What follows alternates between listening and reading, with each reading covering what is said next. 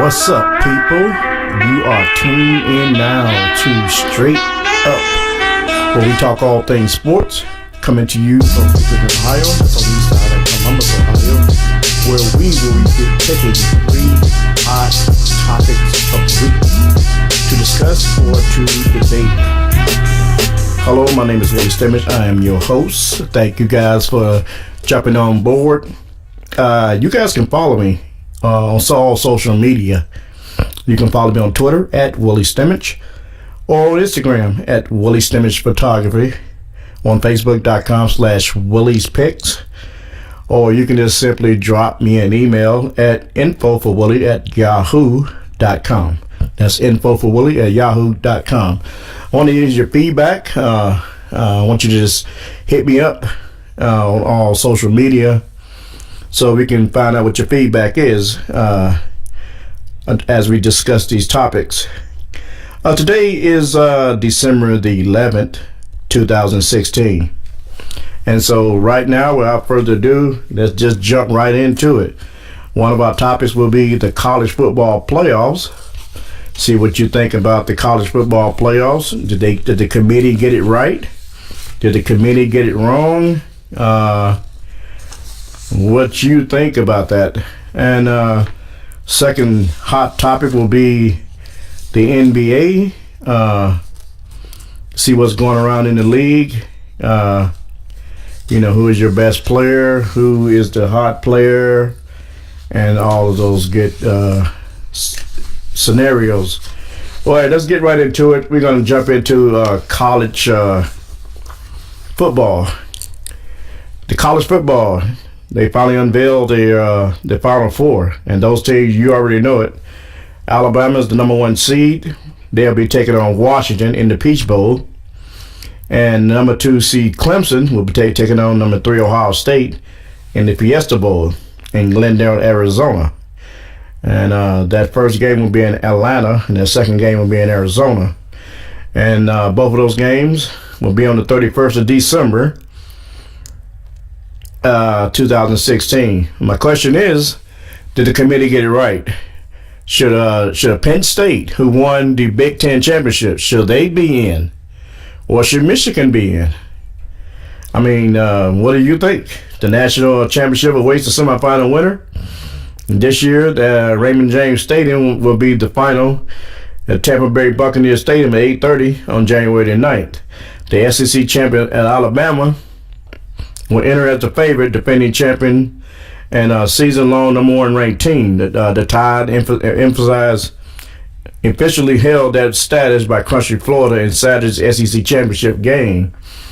The year's biggest controversy came down to Ohio State and Penn State versus Washington or or 2 of the 4 spots. So let me just break down the resume on the National College football playoffs. Number 1, how were the participants picked? Okay, it says all 128 teams in Division 1 FBS are technically eligible to make the playoffs. Starting at the beginning of November, the playoff selection committee ranks the country's teams from 1 to 25 each week, focusing on teams they think are the best teams rather than the most deserving. At the end of the season, the 4 highest ranked teams fill out the playoffs final spots. The committee has 12 members, and we're not going to give you all the members. They have 12 members as far as administrators and coaches, and the former Secretary of State Condoleezza Rice is there too. Ranking football teams in an art, not a science, but that's the way these guys view it. So the first thing they look at is how were the teams picked. They are picked by a 12-panel committee, which does the job. Number 2, they go by conference titles.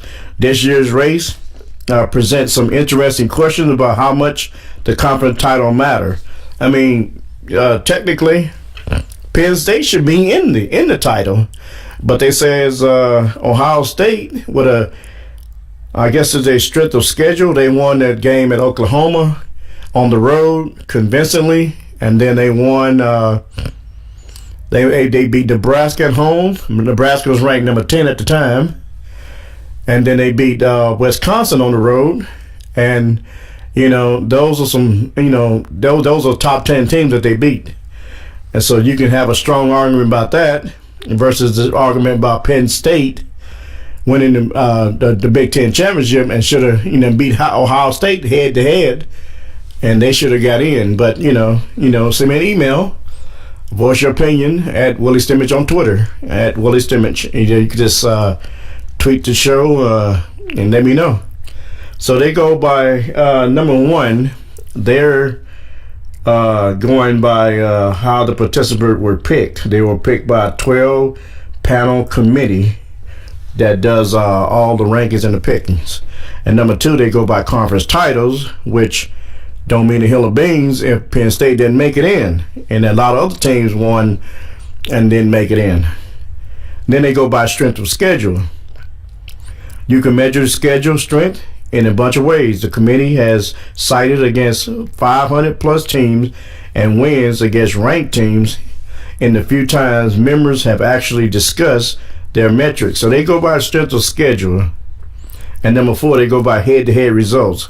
Games against common opponents without incenting margins of victory. The committee claims it otherwise doesn't pay much attention to raw scoring margins, believe it or not, making it sort of like a BCS formula.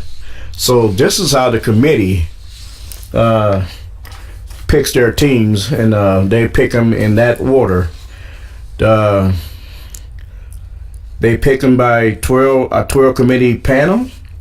They pick them by conference titles, which I don't understand that. They pick them by strength of schedule, which I kind of understand it, but then again, I kind of don't understand it because there were some teams, like I said, got left out that should have got in. They go by head-to-head results. If you want to go by head-to-head results, Penn State beat Ohio State head-to-head, but Ohio State got in. Penn State didn't. They didn't get in. So you can do it that way. You can go by that way. But it is what it is. So what do you think? You think the committee got it right? You think they got the best 4 teams in there? You can tweet the show at Willie Stimage. You can send an email at info4willie@yahoo.com. I want to know your opinion, and we can voice it on the air. Once I get any kind of results, any kind of feedback, because your voice counts too. So that's my opinion. I think Penn State should have got there. But I'm a Buckeye. I think I'm glad that Ohio State made it. But anything can happen in the final 4 games. So who do you think is going to win the whole thing? It's going to be Alabama. It's going to be Penn State. Not Penn State, I'm sorry. It's going to be Alabama. It's going to be Clemson. Is it going to be Ohio State, or is it going to be Washington? The odds are Washington's not going to make it, but anything can happen in the final 4. Okay, we're going to take a quick break, and when we come back, we're going to give you the top hot basketball players of this week. We're going to debate that and see, see if are they really, who is the best? Who had the best week this week? We'll be back to debate that. This is Straight Up. My name is Willie Stimage, your host.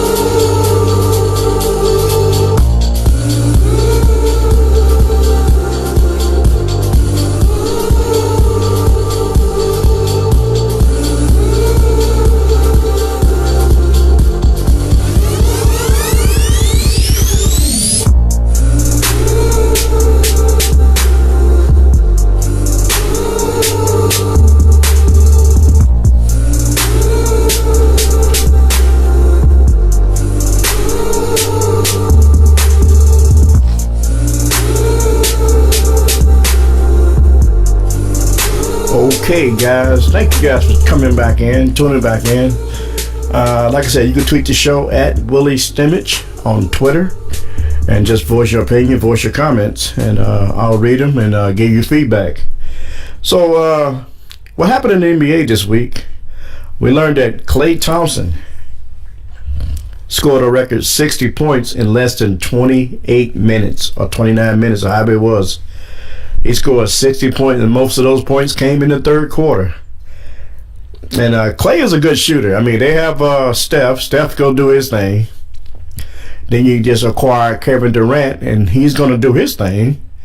But at the beginning of the year, there was some controversy about this super team. Are they going to make it? Are they going to make the playoffs? Can anybody beat them? They can be beat. They got beat the other night by Memphis Grizzlies, and Golden State was horrible. Their passing was horrible. Their shots were getting blocked. They couldn't buy no buckets. But this particular night, let me just focus on this particular night before I move into there. Klay Thompson against Indiana Pacers, December the 5th. Klay Thompson scored 60 points in one quarter. I mean, if he'd have stayed on the court, I think he'd have got 100. He'd have broke Will Chamberlain's record. But he played 29 minutes. He scored 60 points.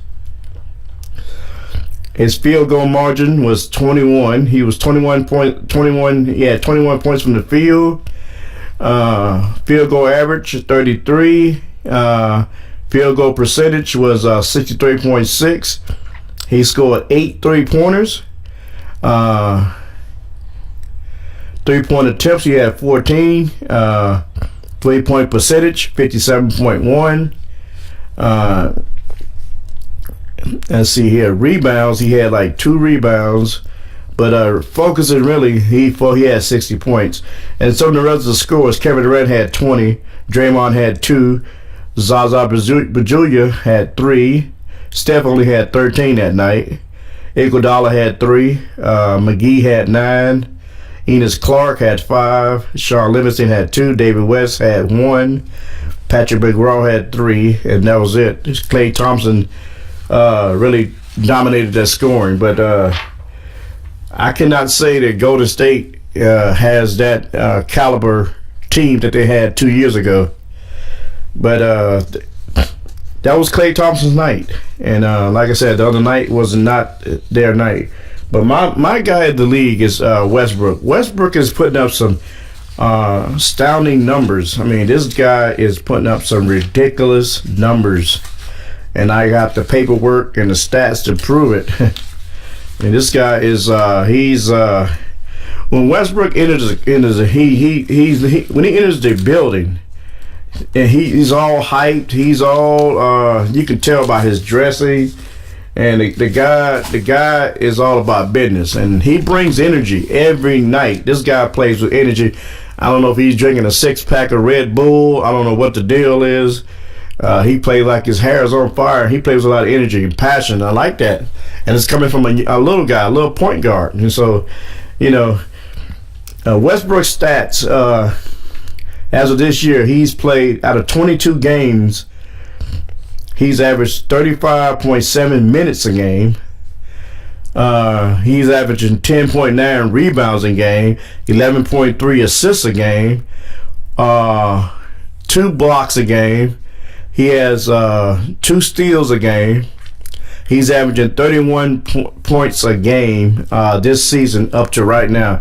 So he's averaging 31 points a game, 11 rebounds a game, and 11 assists a game. So these are Westbrook's numbers, and this guy is he's phenomenal. Every night he comes to play. Now, why is Russell Westbrook is one of the most compelling players? This is from ESPN. And so I'm going to tell you, number one, he will posterize anyone at any time. Now, listen. Westbrook has the most dunks by any guard the last 5 seasons. This guy has 238 dunks, and 122 of those were unassisted.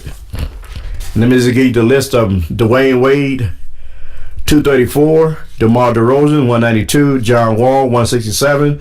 Jimmy Butler, 163. James Harden, 163. Sean Livingston, 126. And Victor Oladipo, 116. So Westbrook is leading the league as far as guards and dunks. This guy can flat out shoot it, flat out he can beat you up and down the court. Number 2, he's a monster in transition. Now look at this guy. Transition points. Russell Westbrook has scored 398 points producing as a ball handling transition ball handler. So when he's bringing that ball up the court in transition, 9 times out of 10 he's going to score. And he is fast in transition. And I think nobody in the league can stop him. No guard. No guard and one-on-one that can match up with Russell Westbrook. Number 3, he's a remarkable athlete. His speed, his power, his toughness, and his widely recognized as evidence of NBA newest floor general. And this guy from 2016, the NBA GM survey, which player is the most athletic? Russell Westbrook, 62.1% says Russell Westbrook. The guy from Milwaukee with the long name, I don't know his name, 3.4%. Aaron Gordon, 6.9%. Zach LaVine, 10.3%. LeBron James, 17.2%. Is the most. Which player is the most athletic? They says Russell Westbrook. Which player is the fastest with the ball? It's Russell Westbrook. 46.7% of the time he's the fastest with the ball. John Wall, 40%. Steph Curry, 6.7%. Any other player is 6.6%. So there you have Russell Westbrook is fast with the ball. Russell Westbrook, with Kevin Durant and without Kevin Durant. Let me give you the games. He's better without Durant. This guy's without Durant, he's 38.3% more effective. In assists, he's 7.3 points assists without Durant. Turnovers, he's minus 0.6, so he don't turn the ball over that much. And deficient rating is 1.6. And he's the worst with Durant. He was rebounds. He was 2 rebounds a game. Offensive rating, he was minus 0.8.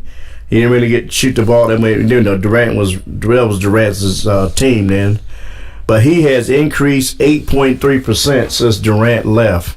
And these stats coming from ESPN. Who is the toughest player? They rank Russell Westbrook 13.3%. You look at Kawhi Leonard, 16.7%. Tony Allen, 23.3%. LeBron James, 6.7%. Matthew Dellavedova, 6.7%. Draymond Green, 10%. Steven Adams, 10%. So Westbrook and Kawhi and Tony Allen is the toughest players according to this stat.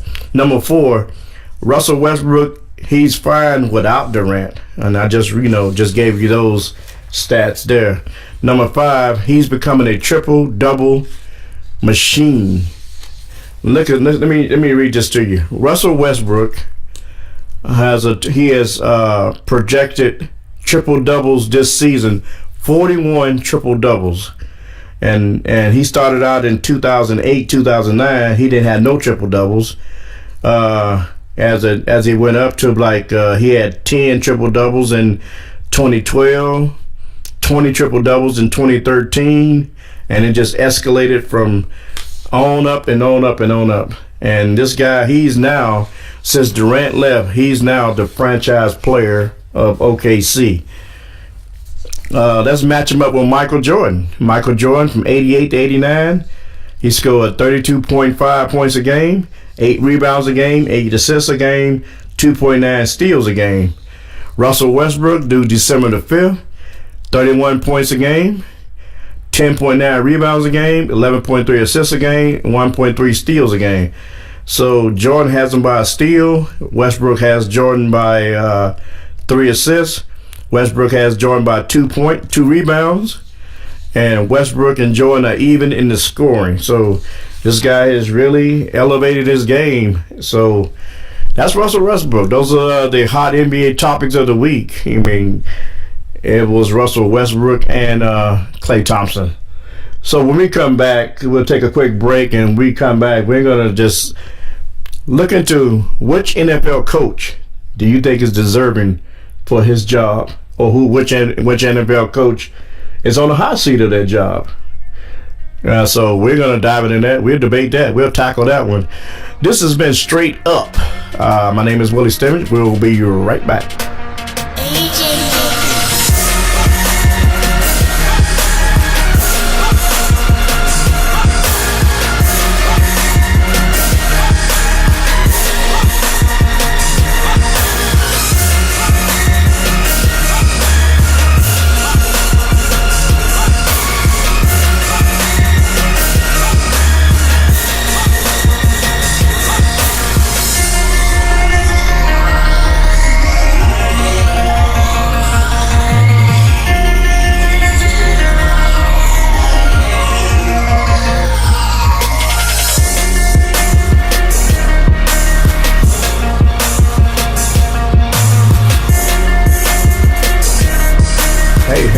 Thank you guys for jumping back in. We're about to wind it down in this third segment. So I teased you guys about the coaching. Which NFL coach or which coach in general you think is on the hot seat? I discussed that last week. I'm going to bring it up again today because one coach is on the hot seat, but he's not going anywhere. Just gave a guy an extension for doing nothing. I mean, the guy has done nothing since he's been at that particular team. But he got a nice little extension, and his name is Jeff Fisher. And I don't know what's going on with the freaking front office that's giving this guy an extension for doing nothing. I mean, I'm not an advocate. If you're going to get your money, get your money. Hey, man, I'm all for it. But you got to prove something to me. If I was a front office general manager or owner of a team, I'm not going to be cutting these big old checks and these big old contracts for you to do nothing but just sit there. You got to show me that you're worth that. But then again, that's a topic for another day. Jeff Fisher, he's 31, 44, and 1 since becoming the Rams head coach in 2012. For most coaches, a 414 winning percentage would get you fired, but Jeff Fisher ain't most of those coaches. Man, this guy, Jeff Fisher, there's also, according to Fisher, there has been circumstances of all the losing. I mean, the guy just haven't had a good career at the Rams. Put it like that. He said, I look at this as being my responsibility. The win-loss record, Fisher told reporters. We need to do a better job from a personal standpoint. We have some unfortunate things that took place, like Stedman Bailey and Trey Mason. Those kind of things don't anticipate. But we're moving forward. Bailey and Mason, our former third-round picks, are no longer with the team. Bailey's career ended after he was shot twice in the head last year in Miami, and Trey Mason is reporting struggling with mental issues, possibly as a result of head injuries. But you cannot put that on two players. I mean, that's why you recruit. I mean, that's why you draft. There are other players that can be able to step up. But the problem is you're getting an extension, but you haven't done anything. You haven't done anything. I mean, you haven't even had a 500 season yet. Let me give you Jeff Fisher's. In 2012, he was 7-8. In 2013, he was 7-9. In 2014, he was 6-10. In 2015, he was 7-9. And right now, 2016, he's 4-8.